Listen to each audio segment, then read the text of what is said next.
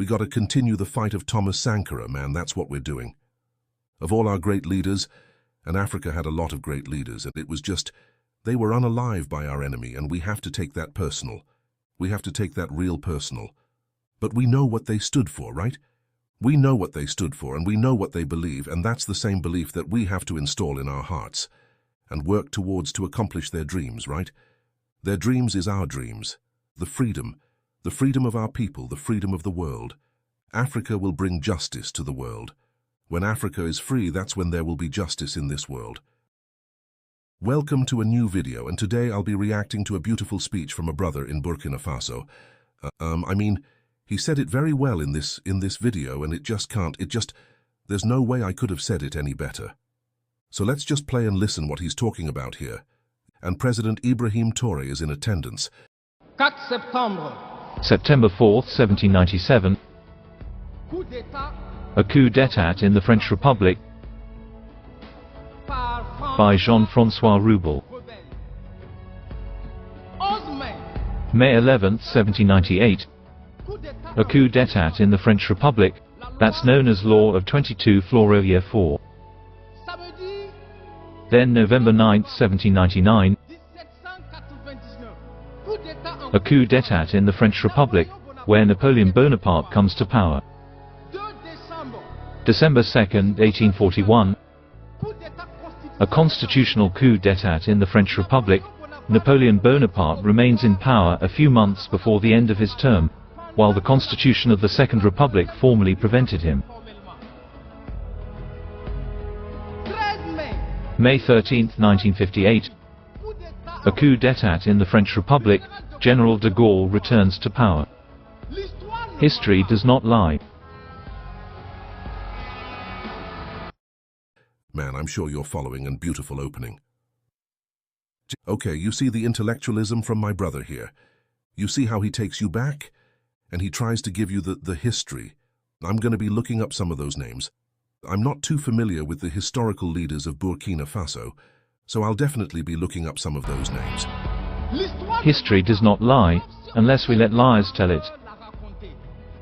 Even before Burkina Faso accepted independence, the French Republic had already experienced 6 coups d'état.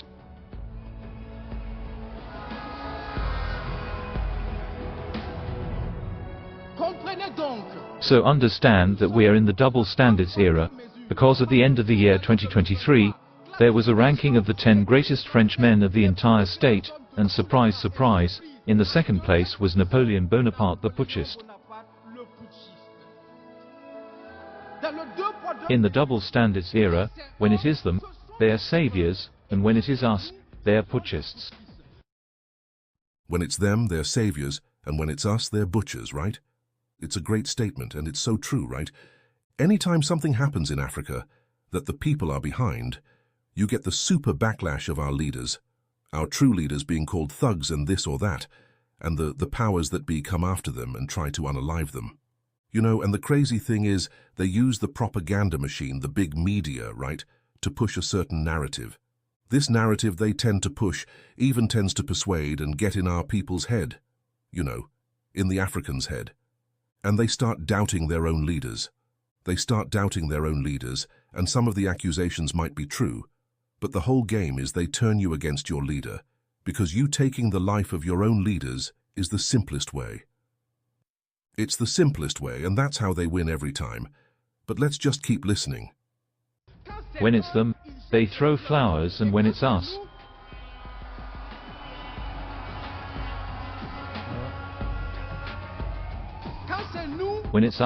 they throw sanctions. When it's them, it's the red carpet, greatest man of all time. And when it's us, they are furious and like chameleons, they change time and again. When it's them, democracy is letting the people choose. And finally, when it's us that the people choose, they say that the people chose badly. When the people choose, they say we chose badly, right? And when they choose, they say it's democracy, right? Isn't democracy the people's choice? You know what I'm saying? Even Ibrahim Traoré is smiling here, man. Man, I would have loved to be in attendance. When they impose democracy on us, is it not dictatorship? Isn't it? When they impose their standards and their own way of democracy or their idea of democracy, Isn't that dictatorship? We can have our own version of democracy and have it serve us, not them. So yes, we do have a choice, but the choice is between two dictatorships, the one that we hide in the laws, and the one that reveals the hidden laws. Do not confuse freedom and the famous libertinism. Do not ask a prostitute for marriage advice. He said, don't ask a prostitute for marriage advice, and it's facts, bro, facts. Oh man, beautiful, beautiful, beautiful, beautiful speech, man. Well said, brother.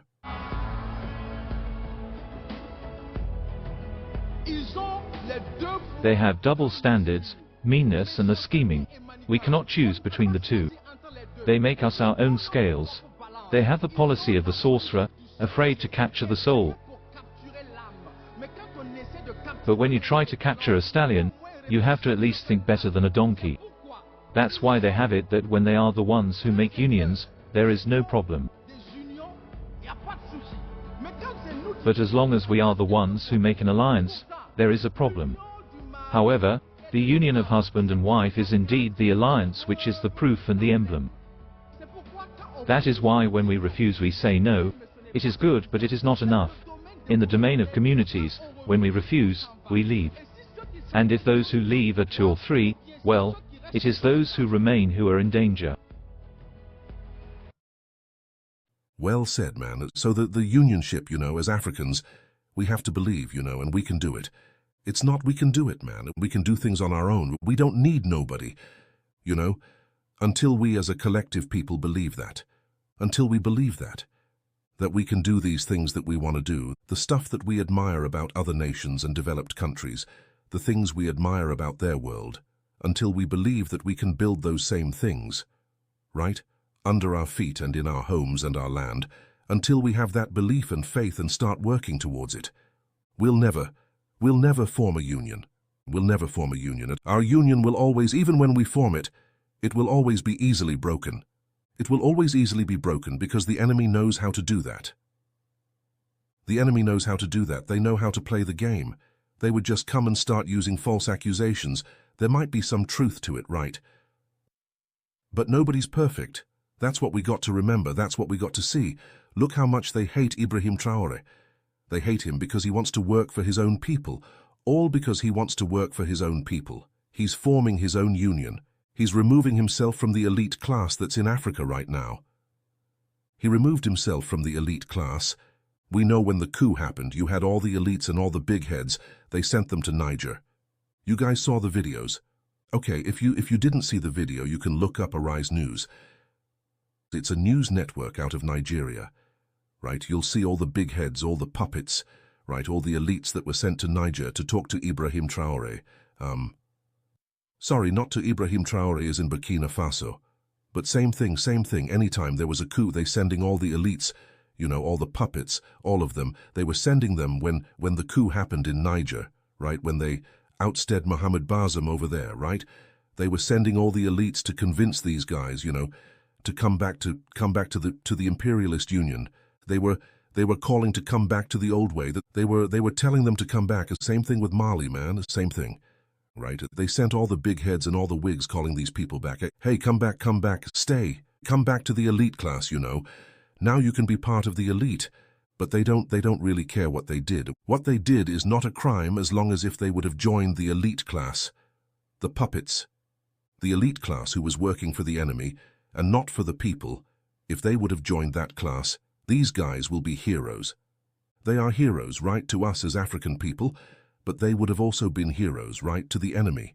They would have also been a hero to the enemy. But because these guys, Ibrahim Traore, the president at Burkina Faso and his union, juntas they like to call them, right now these guys are hated. They're hated.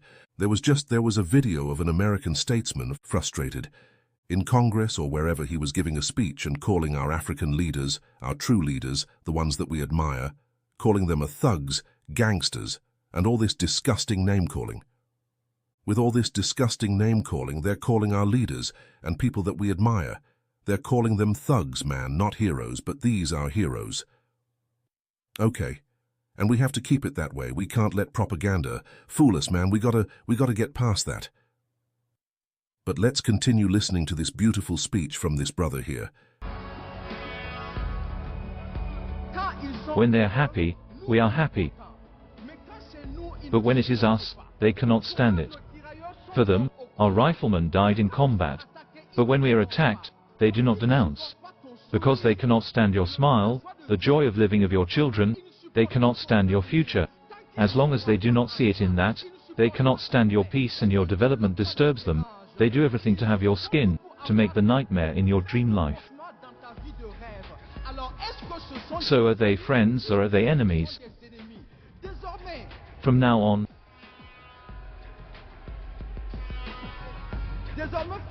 in the face of the enemies we have firm hands, but you must also seek among your enemies those who form them. That is why, from now on, we are resolved to continue in the fight that we lead, to choose our destiny. Because if you risk finding them, by finding them you take a risk, and you therefore risk succeeding in getting this country out of the terrorist crime. You also risk succeeding against the predictions of the pessimists. You risk building a proud and free Burkina. You risk finishing what Sankara would have done if he had been allowed to live.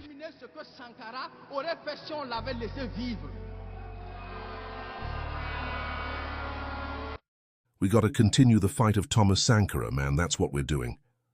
Of all our great leaders, and Africa had a lot of great leaders, and it was just, they were unalive by our enemy, and we have to take that personal. We have to take that real personal. But we know what they stood for, right?